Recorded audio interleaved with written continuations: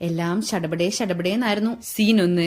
ഒരാൾ വീട്ടിലോട്ട് മുന്നറിയിപ്പില്ലാതെ കയറി വരുന്നു. വിത്ത് കയ്യിലൊരു സഞ്ചിയിൽ കുറച്ച് ചായക്കടി ആൻഡ് പച്ച ചിക്കൻ. എന്നിട്ട് തൃശ്ശൂർ സ്ലാങ്ങിലൊരു ചോദ്യം, നമുക്കൊരു ബാർബിക്യൂ ആയാലോ ഗഡിയേ? പിന്നെ കൂടുതൽ ഒന്നും നോക്കിയിട്ടില്ല. അപ്പൊ തന്നെ നമ്മൾ നമ്മുടെ ബാക്കി ടീംസിനെ വിളിച്ച് നമ്മൾ സാധനം മേടിക്കാൻ. എന്തൊരു ശുഷ്കാന്തിയാന്ന് നോക്കണേ. സാധനം മേടിച്ച് നമ്മളെ വീട്ടിലെത്തുന്നതിനേക്കാളും പിന്നെ വേറെ ചിലരൊക്കെ ഇവിടെ എത്തി. പെട്ടെന്ന് റെഡിയായിട്ട് വരുന്ന കാരണം സംഭവിച്ചൊരു അബദ്ധത്തിന് സങ്കടം പറിച്ചലും.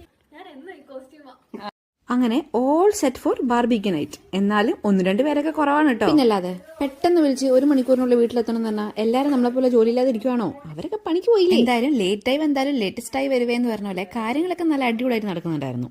അല്ലെങ്കിലും പെട്ടെന്നുള്ള planning is always the best. അല്ലെ പിന്നെ ചാറ്റിൽ മഴയപ്പെട്ട പൂത്തിരി പോലെ ആയി പോകും, കത്തൂല. അല്ലെങ്കിലും ഈ പരിപാടി ഇപ്പൊ നടന്നു, അല്ലെങ്കിൽ ഇത് നടക്കൂലായിരുന്നു.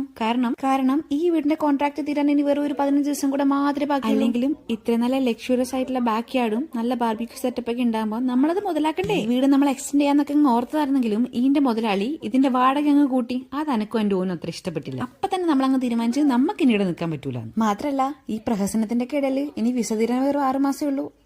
കാര്യമായി ജോലി തപ്പൽ എന്ന ഫീൽഡിലേക്ക് ഇറങ്ങേണ്ടിയിരിക്കുന്നു. അല്ലെ പിന്നെ പെട്ടിങ്ങടക്കെടുത്ത് നാട്ടിലോട്ട് അല്ലെങ്കിൽ ദുബായിലോട്ട് പോണ്ടി വരും. വിസ തീരാറായ 1/4 ഭാഗം മലയാളികളുടെയും ഇപ്പത്തെ പ്ലാൻ എന്ന് പറഞ്ഞാൽ ദുബായിലേക്ക് പോകാനുള്ളതായിരിക്കും. അതെനിക്ക് ഉറപ്പാണ്. എനിക്കാണെങ്കിൽ ഈ 2 സ്ഥലത്തേക്കും പോകേണ്ട കാര്യത്തിനെ പറ്റി ആലോചിക്കാനേ പറ്റുന്നില്ല. കല്യാണം കഴിഞ്ഞിട്ട് 4 വർഷത്തിനിടയിൽ ഞാൻ 3 രാജ്യത്ത് താമസിച്ചായിരുന്നെങ്കിലും എന്നെ സംബന്ധിച്ചിടത്തോളം UK is the best place. ഇനി ബാക്കി സ്ഥലത്തിന് എന്താ കുഴപ്പമെന്ന് വെച്ചിട്ട് ആരും എന്നെ കുറ്റം പറയാൻ വേണ്ട. ഇത് എന്റെ മാത്രം അഭിപ്രായമാണ്. ഞാനിപ്പോ ഇവിടെ പറഞ്ഞ കാര്യങ്ങളൊക്കെ ഉണ്ടല്ലോ, അത് തന്നെയായിരുന്നു ഇന്നലെ രാത്രിത്തെ നമ്മളെ എല്ലാവരുടെയും സംസാര വിഷയം എന്ന് പറഞ്ഞാൽ. കാരണം നമ്മളെല്ലാരും തന്നെ ഒരു തോണി സഞ്ചരിക്കുന്ന യാത്രക്കാരാണ്.